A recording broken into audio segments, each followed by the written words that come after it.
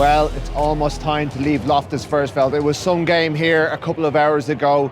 Ireland's bus is making its way back to Johannesburg. Tomorrow they fly back down to sea level to Durban, where the second test happens next week, and they're going to be without a couple of key players. It looks like Craig Casey, although he's up and about walking. Good news from Andy Farrell in that regard.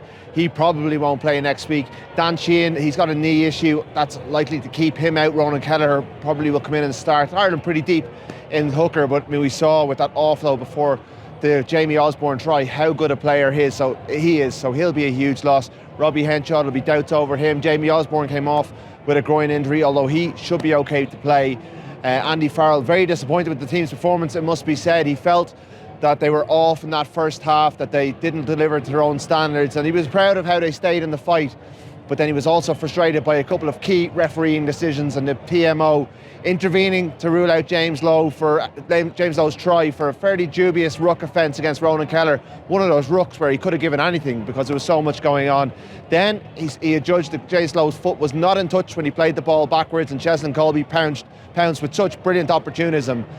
And then finally, the lack of intervention when Casey was ragdolled by Rogie Snyman. I haven't seen the incident back. Andy Farrell, he only suggested, he didn't really say explicitly he wasn't happy, but you could tell there was a few things. There'll be a bit of a sizable referees report going in the coming days. But Ireland, in the end, admitted that the better team won here at Loftus Versfeld, that the world champions probably delivered more of what they wanted to deliver than Ireland did, particularly in that first half where Ireland just didn't get to the level. Farrell wasn't happy with the discipline.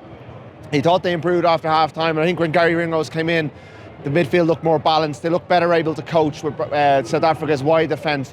What will kill them, what will really haunt them, is that during that second half, this place got very, very quiet.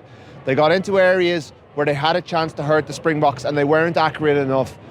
Look, some of those decisions were very, very harsh, but when you're playing at altitude at Loftus Versfeld, when you're away from home against the world champions, that's what makes touring so difficult. Those decisions don't often go your way. There was enough within Ireland's control to win it. They'll be really disappointed, but they'll feel that a similar performance and a bit more accuracy, particularly based on that second half, can get them over the line in Durban next week. So we move on. The show all heads down to sea level. Pretty good temperatures there next week. Ireland, their final week of the season, they're out to enjoy it. Maybe a win will let them sign off on a high, but they have a lot of work to do in the coming days. We'll talk to you tomorrow.